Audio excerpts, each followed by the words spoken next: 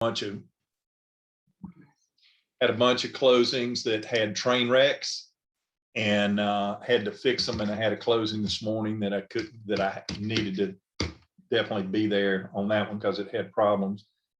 So had to push this back. This is a exception rather than the rule. We will continue to meet on Fridays at 9 o'clock. And just I had 6 closings scheduled yesterday. None of them closed yesterday. All of them are delayed because of appraisals that are coming in, not low, but late. None of the mortgage companies can get appraisals done in on time. By rule, once they're ordered, they're supposed to, the appraiser, once they're ordered, is supposed to have the appraisal complete and back to the lender within 10 days. And they're going way past that now. And when This gets back to what you told us about, don't schedule it on the last day of the month because stuff's going to happen. Exactly. It's listen, I've done this too long and learned from problems and everything. You know, you start getting in a routine. If you plan for your closing around the 25th of the month, that gives you opportunities. Just like this morning, we're supposed to close at 9. I had to excuse myself at 10 o'clock and tell them I had to teach class, and was fully expecting this thing to be low. So they still had a little bit of stuff to do, but they were okay. And the reason it was delayed and didn't start right at 9 o'clock is because the wire didn't come through. And then the paperwork that's emailed to the closing attorney, they couldn't get it to print out. So it's always something. Plan on IOs. Just plan on them. And when you plan on them, don't get all in a stew and upset and carry on about it. Just relax and deal with the problem, not who caused it, not whose fault it was, not who didn't do their job. Just say, what is it? Let's fix it and let's move on, and just have a good attitude about it. And if you plan ahead, knowing that things will occur that you need to take care of, it'll make it easier for you. You won't get so stressed out and upset and so forth. Okay, y'all ready to go this morning? Say yes. Okay. Absolutely. All right.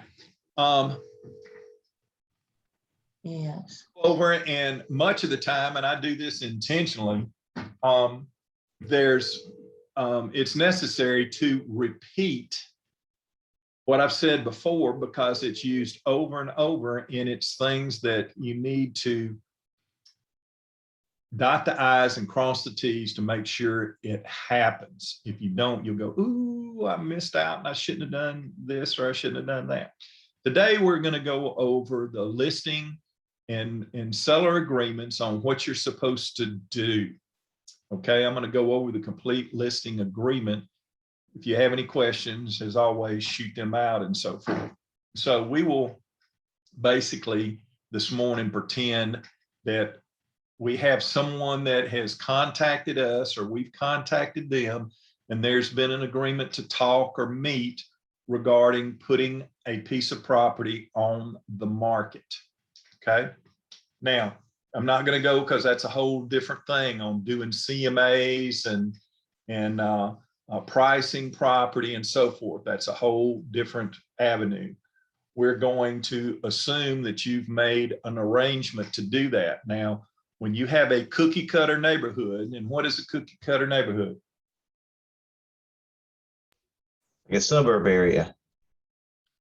Well, a cookie cutter neighborhood is when it's a neighborhood where the house next to the house next to the house, they are all similar. You don't have a $500,000 house and a $35,000 house. You don't have a 10-acre and right next to a half-acre. They're all similar lots, similar styles, and similar pricing per square foot. Okay, that makes it fairly easy, because you can get a history and you can get a lot of sales generally in the area. That's going to help you with pricing. Okay. I've been doing this 34 years and I'm pretty good, but I'm still not good enough to say, hey, this is what your house is going to sell for. Okay. I can pretty much tell you what it's not going to sell for. And that's when you're dealing with a seller that has very ambitious ideas on what their property is worth, because it's so much better than the next one and it ought to sell for more, and on into the night. They can do that. And that's when sometimes you have to fire the person if they are not in agreement to get with what fair market value should be, or agree to get a appraisal and we'll price it what the appraisal is. Then sometimes you have to have the conversation of saying, I think you, your pricing is very ambitious. I don't think we'll be able to do that.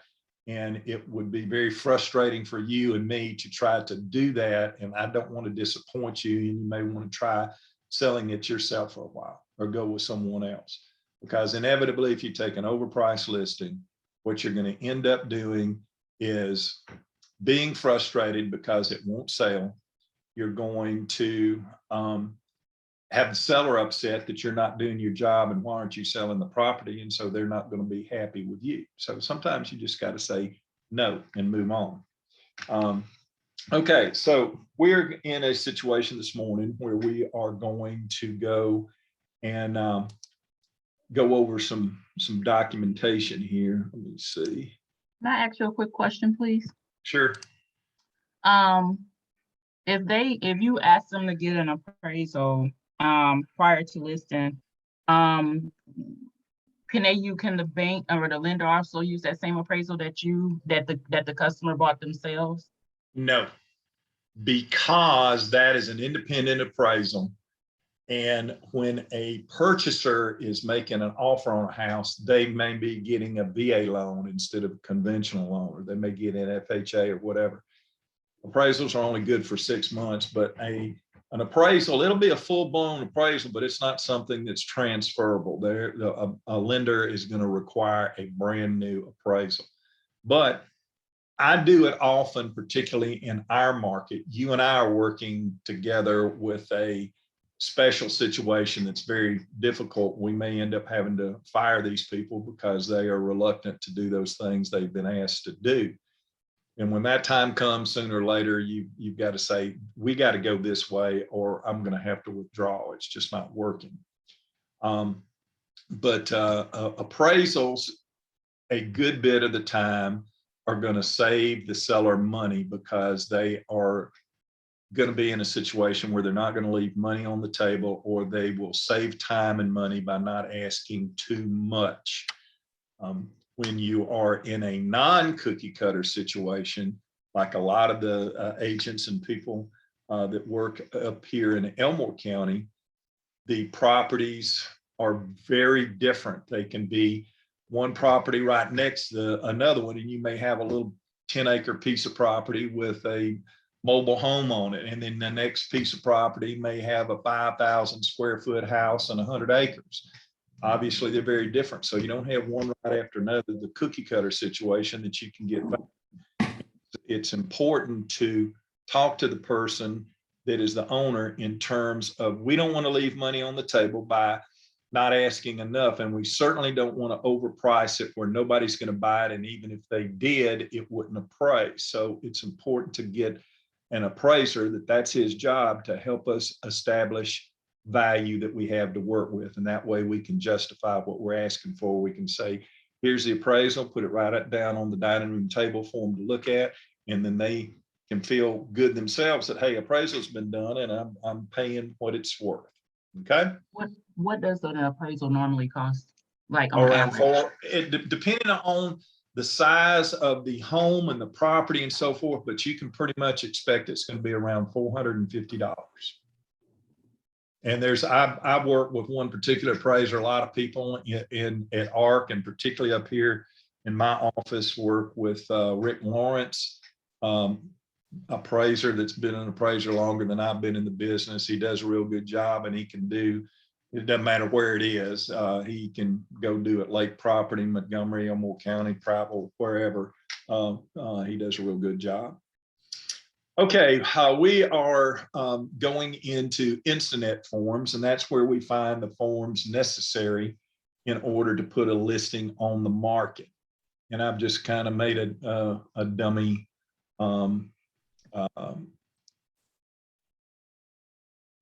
transaction here, if it pulls up for training class, and put some of the necessary forms in there. If I can move this away here. Okay, so I'm clicking on forms. I've already loaded some of the forms in here that you would use when you are listing a home. And we're going to go over this here in a second, the parts of the exclusive right to sell listing agreement. Now, what that means is if you are selling a piece of property on an exclusive right to sell listing agreement, it doesn't matter who sells it or who brings the purchaser, whether it's a seller, an outside listing agent, somebody knocks on the front door, who they come from. What that means is that the deal will be worked through the listing agent, and there will be a commission paid on that. Some other necessary forms: you always have to have a seller's estimated net sheet. We have to have a RECAD, which establishes what side of the fence we're working on as far as representation. If a home was built by before 1978 and beyond, it will have lead-based paint in it. It is a requirement that we have this form signed by all parties, both agents, all the sellers, all the purchasers, and we have a copy of that. Also, and it's not a requirement, but it is definitely a good idea, is have the property information checklist, which I don't go and start checking things off there with the people. That's something that I leave with them. So let's get started. We've gone through and done our research and so forth on a property. We never upfront tell our sellers, hey, this is what you should be selling the house for. Okay, because every single seller that you work with is going to have an idea from something. Zillow, their neighbor across the street sold their house for this, and so I should be able to get this for mine. That type thing. They should have an idea, and it's good to feel them out and find out what their thoughts are on what they think their house is worth. You've already done the research, and you have an idea on what this house ought to be selling for. Sometimes you may not. I have a lot of homes where I basically say, I'm not doing a whole lot on this other than just doing some comparisons, because I know this has to have an appraisal. It's a 5,000 square foot house. It's got all kind of believable technology in it, and upgrades, and different things that are going to remain with it. And so I don't have a clue what it's worth. So we've got to get an appraisal. I will talk to the people in a basic manner where, hey, you're making a huge mistake, and we would not be doing justice to this property and what you need to do with it without an appraisal. So starting with the forms that we have to have. Now, here's something that you can do, something that I've been able to do because I've done it for so long. And I'm not going to encourage this, but I tell you what I do. I don't take paperwork with me to get signed. I go and I meet my sellers to get them to fall in love with me. I've told you all that before. That's probably the most important thing. You want them to fall in love with you, trust you, want to do business with you, and you can work with them. That's my goal when I go with someone. I want to speak in terms that they understand, that they know that I'm working for them. I'm not talking down to them. I'm not being arrogant or flippant, or any of those things. I want to be able to meet them, know who they are, for them to know who I am. And I don't go in there and say I've been selling real estate for 35 years. I've sold this amount of production. I do this, I do that. I don't talk in terms of that. I want to meet them. I want to know who they are, who their family is, what their goal is. And always remember, when you speak with a seller or purchaser, what's the first thing that you ask them? What's most important to you? You always ask that. Find out what their motivation is. And the only way you're going to do that is ask those type of questions. Okay. Your exclusive right to sell agreement is a several page agreement. It's a fill in the blank and fill in the block. When you doing it in your Instanet forms, it'll automatically populate some information in there. When you put in an MLS number or put in a real list property address, it'll populate information in here for you. Now, what this exclusive agency agreement has, it's going to just basically fill in the blank. You're going to put the owner's name in it, and you're going to put a start date and an expiration date. Now, this is what I do. And you have permission to do this yourself. I tell people, because some people, I want to do this for 30 days. And the answer for me is no, I don't do that. I tell them I do a 6-month listing agreement because the real estate commission requires me to carry certain paperwork. And because I don't want to do it over and over again, I do it for 6 months to give me adequate time to market your property and try to sell it. Okay. If you don't give me enough time, then I can't accomplish what needs to be done. And I always tell them I do a 6-month listing agreement, but here next week, if you're not satisfied with my service or what we're doing, I will be glad to terminate this agreement and you can go do business with whoever you want to. And once they hear that, and that's the truth, you can't hold somebody's feet to the fire and say, I'm going to just keep this listing and you're not going to be able to list with anybody else for 6 months. Well, legally, if you want to do that, is something that you could do. We as a company are not going to do that. We want people to talk well about us and how we do business and the kind of people we are, and that we get results, other than I signed a listing, they wouldn't let me out of it. Okay. So to avoid having to do, don't automatically fill out your paperwork as at least a 6-month. When you're doing land, large tracts of land, it may take a couple of years sometimes. So you're going to fill out all the information, try to do it for a 180-day listing. You're going to put the property address, what county it's in, and so forth. Okay, terms of the sale. You're going to put a price in here and what may go with it. If it's going to be cash only, owner financing, or they'll sell other things, you can add those type things in here. If the seller is going to agree to transfer certain items, I'm going to leave the refrigerator, washer, dryer, the trampoline, and the lawn tractor, and so forth. List them out here. Okay.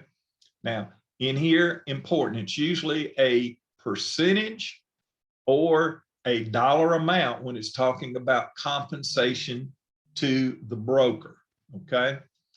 And our company policy is, and don't start doing this, you don't make decisions on what the commission is going to be without broker approval, because we do not want to be a discount company. You don't want to say, well, I'll do it at 5%.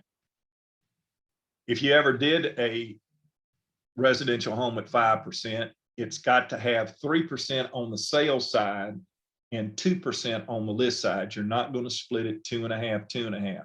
And why do we do it that way?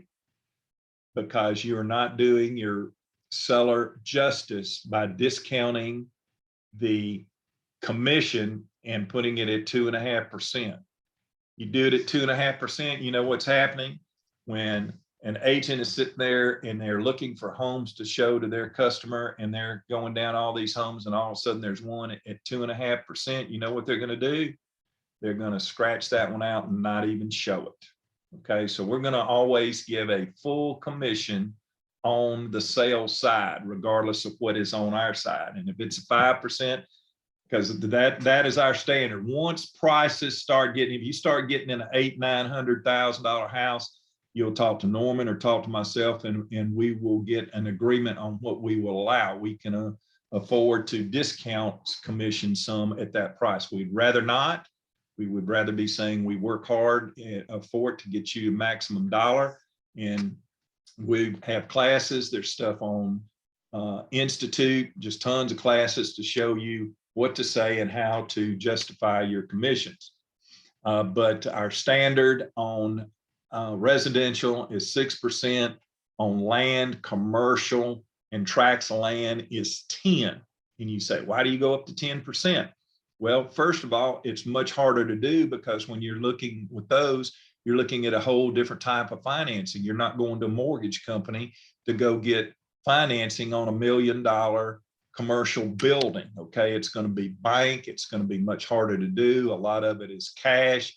And so it's harder to put a deal together when you're talking about land, lots, and commercial. Okay. This portion in here is basically talking about what you're going to do and what the rules are as far as selling the house.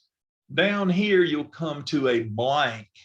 And this blank right here, I always put 180 days. And you say to yourself, Don, why do I put 180 days in here? Okay.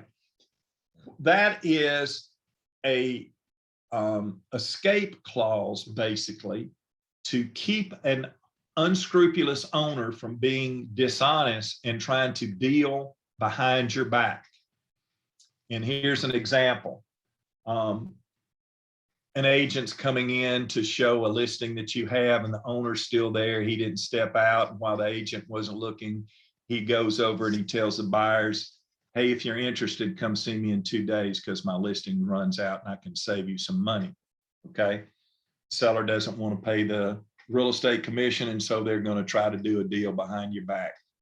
What this right here means is that if a buyer comes in a home while it's listed, even if it doesn't have to be with you, it can be with another real estate agent, or if the seller opened the door and let them in, it doesn't matter, under exclusive right to sell, that they still, even after the listing expires, that person that was bought during the listing period the seller would still owe a commission to the listing agent at that time. Now, if the listing expired and they turned around and they listed it with a new company, then that wouldn't apply. They have a listing agreement with a new company. So that buyer that saw it while it was with you and went with another company, they could do that. But this prevents somebody from trying to do exactly what I said, and they will do that. Hey, come see me in 3 more days because my listing runs out. Okay, any questions about that? Any questions so far? Any comments?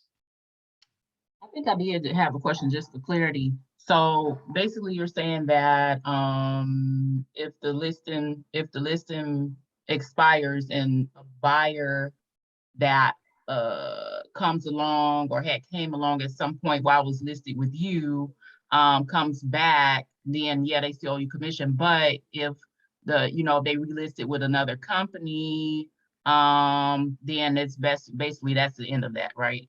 That's correct. What it's saying is you can't go do business with the owner if you've seen it during the listing period unless you wait for 180 days. How would you find that out? Well, you'll find that out. I've done that several times where I knew that was what was fixing to go on. And I just call the seller and I remind him, make sure you check your listing agreement. If this person buys this house within 180 days, you owe a commission to my company. You can't deal with them directly without me being involved. So how would your experience, how would us, lay people You may not find out about it until you see that house is sold and look and see that Mr. and Ms. Jones, who you showed the property to, bought it directly from the seller. Okay, and then it's get the seller to do the right thing, or there could be a civil suit or stuff. We don't pursue those type things. We try to make sure that we do the right thing the right way. People deal with us and they don't mind paying us a commission because we work for them. Okay. Okay. We've got a list of owner obligation and representations. This basically is, okay, you as an owner, these are the things that you are going to be required to do to cooperate with us, and the things we need to have from you to do in order to help market your house. You can't just say, okay, go ahead and sell it. You're not going to let us have access to it. You're not going to provide information, so on and so forth. They can't go and put a for sale by owner sign in front of it. They can't turn around and try to sell it themselves to other people. It just has a list of things here that's saying, hey, these are things we got to have from you. We might have to have some information regarding your mortgages and verifications from the lender, so that we know how much there is left on your mortgage to pay it off, and to be able to get you a proper net sheet with the information in it. Okay. So here's a good long list of things that we're asking the seller to do. In here, number 11, something that's very important. We need to always ask our seller, is there anything regarding this house that would be considered a defect or a problem that you are aware of, or that you've had repaired? Okay. Yeah, had a broken slab, had it fixed 3 years ago, had a new roof put on because we had a leak and had to have all that fixed. List it. You can't get in trouble by disclosing. Disclose, disclose, disclose. If you don't know about it, say, I don't know about it. What's the condition of the roof? Don't know, never had a problem. Okay. And we'll get to that here in a minute when we're talking about the seller disclosure. So it has all of these things, all the way from allowing signs to be put in the yard, to have lock boxes on the property, to be accessed, and so forth. Okay. Then we get down into the little boxes that we're going to leave checked or unchecked. Okay. Pretty much all of these should be checked yes, with the exception of when we get down here and we're talking about home protection. Because if you check it yes and the seller decides they want home protection at the listing, which most don't, most say, I won't get it now, but I'll know and you need to tell them you're probably going to be asked to pay for a home warranty, which isn't a bad thing. You're basically saying, hey, if something goes wrong, you have a plan to take care of it. And if they don't, and 2 weeks after closing, something happens, then they're going to come back and say, well, you knew this hot water heater was bad and you owe me a new one. But most of these need to be checked yes, and they're very simple things, all the way from allowing a key box to be put on the property, to allow the property to be advertised in social media, print media, on the internet, Zillow, all of those things. It's saying, yeah, it's okay to do that. All right. So that all of that's real easy. It's a check the box yes or check the box no. Most of these should be checked yes, with the exception of the home protection, which probably is going to be checked no in most cases. Okay. Again, talking about controversies and disputes and so forth, and how they're going to be handled, and they'll be handled with an arbitrator if we can't sit down at a table and discuss them. This is very straightforward. This whole document very simply is, hey, you're giving me and my company exclusive permission to market your property for a period of time in order to sell it. And that's what this document is. Okay. Questions? Okay. Yeah, I got another question. Okay. you were talking about the property information checklist. Is that the same thing as the seller's disclosure? Yes. Okay. Be here. We'll go to here it in just a second. Okay. All right. Let's go to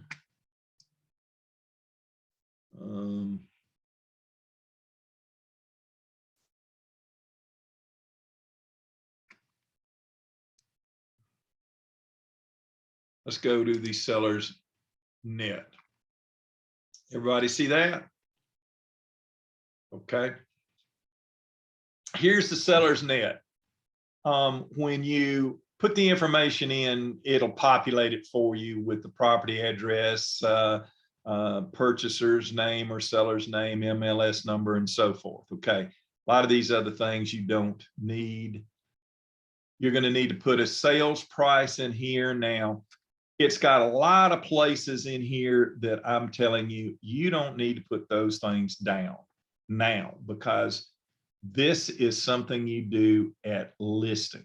You need to have, just say that the listing price is 300,000.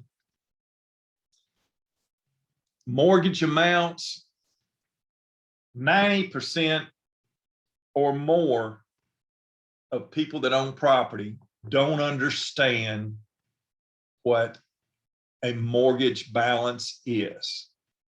A mortgage balance is, this is how much you owe, not including your per diem for your taxes, insurance, and your payment.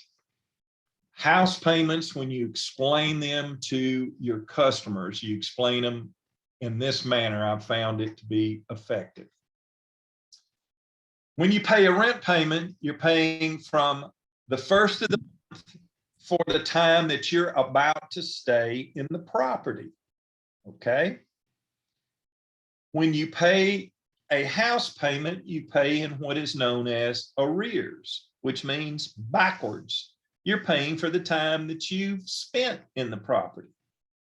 And that is why you may owe more money than what that balance on your statement is showing, because they're going to ask you to pay a per diem for every single day all the way up to closing. So if you got a first of the month bank statement, bank balance, you may have as much as a whole full payment that's added on each day all the way up to the day of closing to get your payoff. A payoff in a mortgage balance is not the same thing.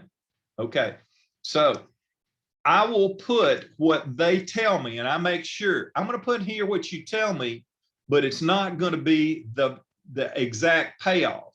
And a lot of times I prefer to leave this at 0, and they can do the math. Okay. So what I'll put here is that there's a 6% real estate fee, 3 of which goes to ARC Realty and 3 of which goes to whoever the selling agent is. So if we got 6% here, we're looking at $18,000. Very rarely, now, again, this is at listing. This isn't when we get a contract. Very rarely I'm putting anything at all here. 0. Why do I do that? I do that because of this. We don't know. We can expect that, being in the market that we are in, most purchasers are going to ask you to have seller contributions for this deal. We don't know what they are. You can in your mind say, I'm not going to do anything, but I encourage you, let's wait and see what they're asking for and see if the numbers work. Okay. So to keep from confusing them and putting $1,000 or $2,000 or $5,000 in there, and I tell them, you can pretty much expect that a purchaser is going to come more and ask anywhere from $4,000 to $6,000 to $7,000. Okay. Home warranty, don't know what that kind is, what the price is, and so forth. So I leave these things basically blank. Okay. Fill those things in when you get a contract, but I'm not going to go in and put in the prorated tax and all of those things. I'm putting in mortgage balances, commission, closing costs, and a warranty. termite inspection is part of closing costs, so you don't want to separate that out necessarily. You do it on a cash deal. So we can see that with $18,000 in commission, that they would be getting $282,000. I would tell them you're going to have to subtract whatever your payoff is from this number, and you're going to need to subtract whatever the agreement for closing costs is to get your actual final number. Okay. Questions about this? How or why I did it this way? Okay. Okay, we all should know about RECAD. Very simple explanation of RECAD is, hey, this is a document real estate commission will put us in prison if we don't have. It requires us to declare how we're going to represent you. Okay. Our company policy is there's 4 types of representation. There is single representation for the seller, single representation for the buyer. There is disclosed dual agency where you represent both parties, and there's a transaction broker. Never operate as a transaction broker unless you get Norman's or my permission to do so, because those are special circumstances. You'll always be acting in one of those 3 capacities. If you're representing a seller, seller agency, a buyer. If you're representing a buyer, buyer agency, unless there is a deal between you and another agent within ARC Realty, and then we are required to act as a disclosed dual agent. Everyone understand that? And that's this piece of paper. You're explaining it as, hey, this is a requirement. We have to tell you how we're doing this. I'm listing your house. I'm acting as a seller's agent. If someone from my company brings us an offer that we're working at, we act as a disclosed dual agent. And all of that means is we have to keep privileged information confidential. We can't share that between the agents on what we know about our seller or our buyer. And people are usually happy with that. I've never had a problem with it. Okay, lead-based paint built prior to 1978. This information in these boxes have to be checked and initialed, even with the agents. Selling and listing agent has to be here. That is a federal requirement. We get in trouble if we don't. And the reason lead-based paint does not dissipate if you get it in your body. I haven't seen it in ages and ages, but back in my early parts of real estate career, lots of houses had big time flaking, chipping paint on it, and little children, they'd get that paint and they'd chew on it, and of course build up in their body. Now you got lead poisoning and die from it. And so they had, you know, there's a process and there's pamphlets and disclosures and so forth. You're okay, don't even have to have it unless prior to 1978. There's some new instructions that MAR had just yesterday on how we have to put it out, and we're going to do some information to the agents on that in a sales meeting. Okay. Property information checklist, or you know, commonly known as seller's disclosure. Once you put your information in, it'll populate things in here. And this is real easy. And the way I tell everybody is, I tell them, answer everything so that the person reading this knows that you've looked at it. So everything, you won't skip anything. You're going to say yes or no, unknown, I don't have any idea, or not applicable. Like if it's asking about garage door and there's no garage, you put not applicable. There's places in here for you to write additional information, but pretty much as a rule, disclose, disclose, disclose. Tell it to your seller. Anything you know about it. Hey, you had a leak in the upstairs bathroom and it went through the ceiling and you had it fixed. Tell what you know. Okay. You don't want somebody to come back and find out that, hey, all this stuff happened and I never said a word. That's where we get in trouble.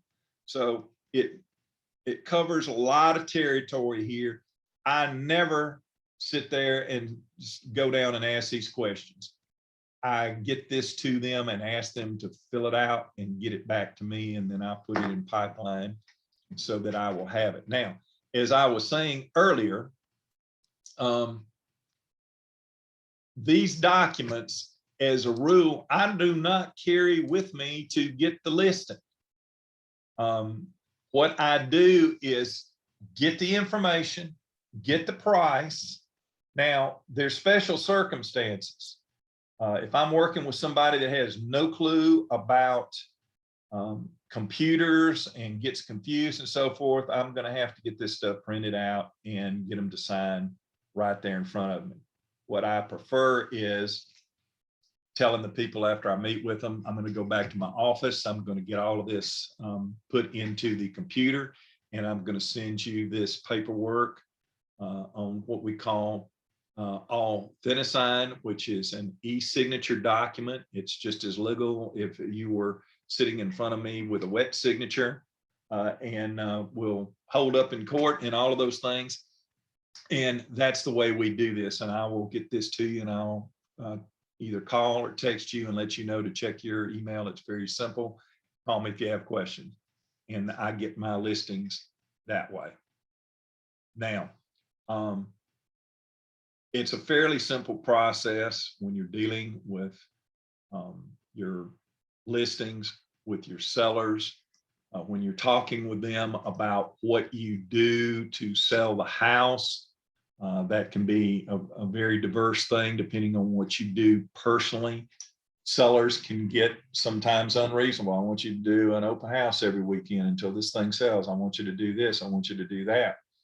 And you can certainly agree to all of those things, but I would tell them what you're going to do, which generally the things that I tell that I'm going to do is at my company, we syndicate all of this information that we put in on hundreds of real estate websites where real estate agents and consumers have an opportunity to look at it, contact their agent or contact me, make arrangements to see your property. I'm going to put all of your information on a really nice flyer and put an information box in your front yard for those people that are driving the neighborhood and see that real estate sign, which I'll put a real estate sign there. And so they can stop and get some information and decide from what they see in this brochure box if they want to take a look at it. We want to put a lot box on the house. Now, you get pushback probably on that one thing from sellers more than anything. And that is, because they don't want to be surprised. They don't want to have to go straighten up the house and get dishes out of the sink and stuff like that. So they don't want a lockbox on it. And you know what? Agents skip those listings where they've got to go and make a appointment without a lockbox. So you tell sellers, this may be inconvenient for a while, but you definitely want to use a lockbox so that an agent can see it when you're not there. It may be very infrequent when you're not there and couldn't let someone else, but if they want to see it while you're not there and don't have a chance, then we miss an opportunity. Okay, so speak to them in terms of it's something that is going to hinder the process by not making your property accessible. I can put this nice electronic lockbox on your door, and you know what happens every time an agent uses it? It automatically sends me an email and tells me who went in and what time. Okay. And that way I can contact them for feedback, or I can put this combination lockbox, or you can tell them you can put when you're not there. If you don't feel uncomfortable and you don't want it on your door, you can set it outside your door where they can access it. But that's one of those things you really need to talk to the people about. Hey, you need to allow a lockbox. Everybody's got a security system.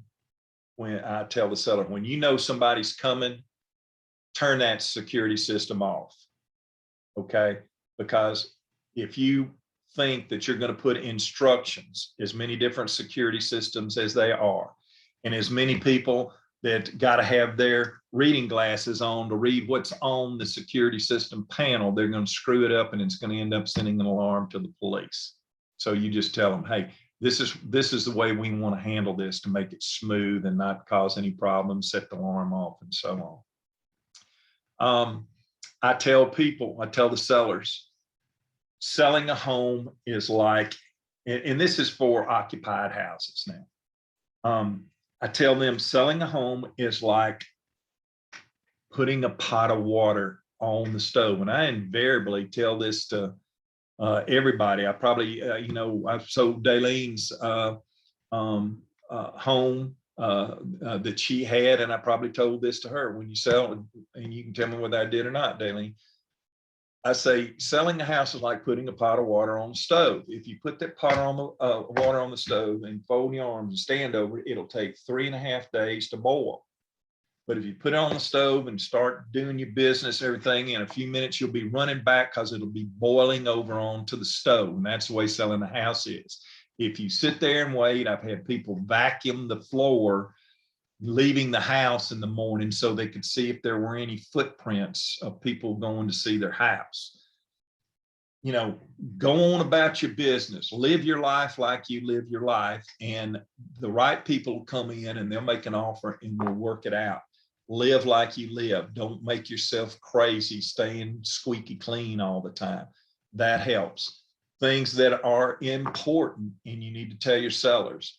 When you know your house is going to be seen, or you're leaving the house and it may be seen, open every single blind in that house, because people that go into a dark house, or even, they flip the light on and all the blinds, their eye stops right there and it makes all the rooms smaller. If a blind is open and they can see through the blind into the yard outside and it's bright, it makes everything look bigger, and the perception is much better than a closed off room. So that's an important box to check. Keep your blinds open. If you know somebody's seeing the house, turn every light in that room on. Okay. Get rid of your dogs. Leave the house for a while, or at least go outside and say, hey, I'm available for questions. If you may have any, please take your time to look through drawers, closets, and so forth. Now, another thing is, if an agent surprises you and needs to see the house in 15 minutes, or knocks on the door and says, I was in the neighborhood showing houses, I'd like to show this one. Is it okay? You tell your sellers to say, yes, it's okay. We're just finishing up dinner. Please forgive us for the mess, but I'd love for you to see the house. Come on in and take a look. You want to tell them that, as opposed to, can you come back in 10 minutes? And I tell the story. I've done that before. I'm knocked on the house. I'm showing homes in the neighborhood. My customer likes the look of your house and would like to see it. Would it be okay? Come back in 10 minutes. Well, okay. I go to the next house on the list, and my people like that house and they buy it instead of the one that they didn't get to see because people wanted them to wait for 10 minutes. Okay. Tell your sellers, a good agent showing your house is going to overcome clutter and the house not being in the best condition. So you tell them those things. Always encourage your sellers those things that they need to do that's going to make the house look good. Keep in mind that one of the best things is, how does the house look from the street? Things like pressure washing, making that concrete look nice, bright and white, paint, trimmed bushes and trees, fresh pine straw. The edge of the lawn to the concrete is a nice sharp edge and it's cut. Weed treatment, whatever you do, that's going to be dollars in your pocket, because you want a person to pull up the house and love it before they even get in the front door. Okay. Who's got questions or comments on what we talked about this morning? I do. Yes, sir. Yeah. Okay. There you go. All right, there, I got unmuted. Sorry, yeah, all the paperwork thing seems pretty straightforward. Hopefully I will have a few listings coming up in the next week or so. And because I haven't done this yet, after I get the paperwork done, how would I go about actually putting the pictures on the MLS site? Okay, there is a place when you're entering the listing into multiple listing that is the photo area that you put it in. You're going to basically upload photos from a file, your desktop, or wherever you've downloaded your photos from your camera. And there's a place to do it. I'll show you how to do it. Don't worry about that. It's easy stuff. Okay. Yeah. Anybody else? I need all of y'all to have a great weekend. Trick or treat. Have a good time. Good day for the kids tomorrow. Y'all enjoy football, trick or treat, be safe. We will be back next Friday at the regular time at 9 o'clock. As always, if you've got questions, if you need help, give me a shout. Okay. Bye-bye.